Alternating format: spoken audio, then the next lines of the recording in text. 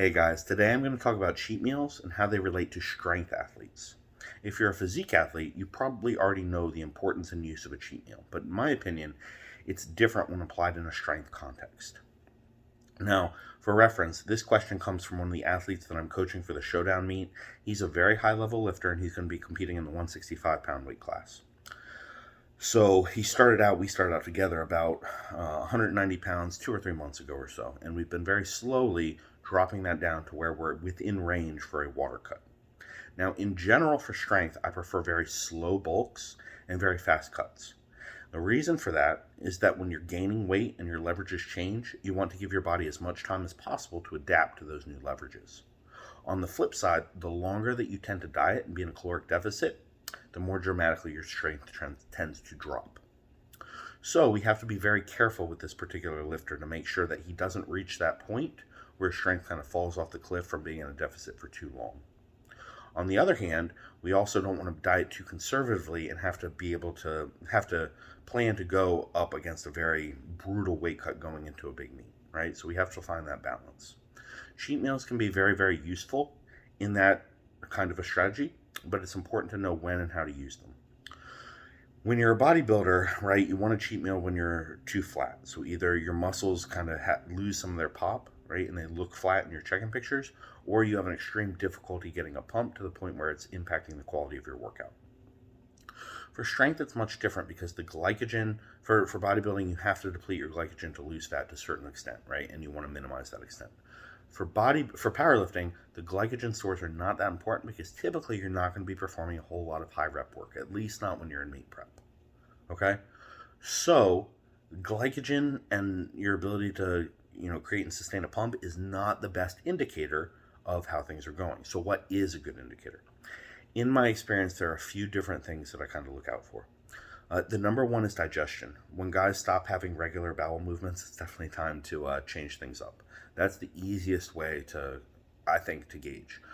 It's not, I don't put as much emphasis on digestion as some other coaches, but I like it because it is such an early indicator of, hey, I'm not getting sufficient nutrients. Other ways to judge, obviously, if you're having a string of poor workouts in a row. Now, a string is not, I had 2 bad workouts. A string is, okay, over time, we're repeatedly noticing that you're having a decline in performance. That would be reflective of some type of overreaching, but we're confident enough in the programming that it's not, just an overwhelming stimulus that's causing this decrease in performance, and we're not at a point where we can cut back on volume enough to counteract that. Does that make sense? What I'm kind of trying to say is that, okay, I know my workload's pretty moderate. I should be able to handle this. I've done it in the past. I don't have a whole lot of room to cut back because if I want to reach my strength goals, I have to include at least this much volume, and yet my performance is decreasing. Then it's time to take a step back and say, okay, maybe we need to revisit either the diet itself, or we need to use some other strategies to make sure that we can prolong this diet and continue to gain strength. That would be another circumstance where a cheat meal might be warranted. And then the third one is kind of a mental issue. And this is something that I haven't found with physique athletes at all. If you are a physique athlete, you know that even when you're in the depths of a diet, you can pretty much get amped up to train. And the reason is that when you go into a bodybuilding focused workout, it's more of kind of a long-term thing. And what I mean by that is you're focused on, okay, let me get through this one set. I can take 1 rep at a time. It's going to be 12 reps or whatever. You have more time to kind of stretch out that mental focus. That makes it a little bit easier. It's not as intense. Versus the idea that, okay, I'm going into a heavy workout where I have to hit a 1 rep max squat and I already feel crushed. You're anxious about it. You're in your head. Different than you would be when you're feeling, in a caloric surplus. If you can identify that, if you're a high enough level lifter or you're familiar enough with your body to identify the point when your mental game starts to fall off for unexplained reasons, then I would try to incorporate a cheat meal.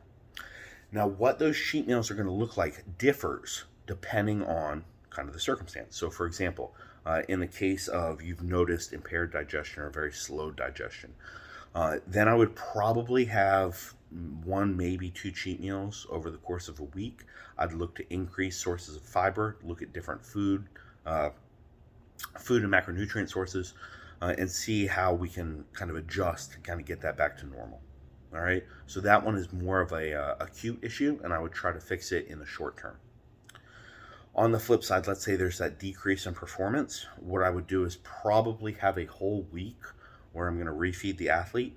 Higher carb, it's not all going to be cheap, but it's going to be higher carbs. This is what I'm doing with one guy that I have right now. So we've got a higher carb day on every training day, and we're doing cheat meals, I think 3 times a week with him. So we're going to run that for a week and see if performance improves. If it doesn't improve, it's probably time to take a step back from the diet for a little while, if at all possible. If not possible, if you have a meet that's coming up, well, then that's also something you're going to consider. But if it is possible, okay, this is time to step back. This is time to not necessarily reverse diet. I think that might be too slow to see the changes that we need in a strength context, but to moderately aggressively bump up the calories for a short period of time. You know how we have mini diets sometimes throughout our bulking phases? You can think of it as the exact same way. It's a mini bulk during our diet phase. I find that that's very useful because it's a longer term mental reset and physical reset, and that's pretty necessary when performance is declining for dietary reasons. The third one falls somewhere in the middle, right? So when you're having these mental issues, oftentimes one cheat meal is enough to get that serotonin dump, and you're feeling a lot better. But oftentimes it's not. Oftentimes you have that one meal and you're starting to feel even worse. And again, in that case, it would be time to reevaluate, take a step back, see if you need a longer term dietary change. Or if it's close enough to meet, maybe it's time to suck it up. And with my advanced athletes, that's the time when we incorporate some type of more aggressive stimulant to kind of artificially decrease appetite. So that's just my approach. This is not by any means the only right approach to incorporating cheat meals for strength guys, but in my experience, it's been very useful. The last thing I would note is that usually in bodybuilding, you're going to schedule your cheat meal, if you can, to coincide with your most demanding training day. With powerlifting or strength sports, I almost always try to schedule it before your most demanding training day. And that way that you're able to use those nutrients to fuel your training rather than to recover from your training. It's just a little bit different when you're focused on performance versus aesthetics. I hope you found that useful. If you do have other strategies that you use to make cheat meals beneficial for your own training, please let me know in the comments below. I would love to learn. I'm sure others would love to learn. And if you have any feedback for me on these videos, I'm always open to that. So thanks for watching, and keep training hard and thinking strong.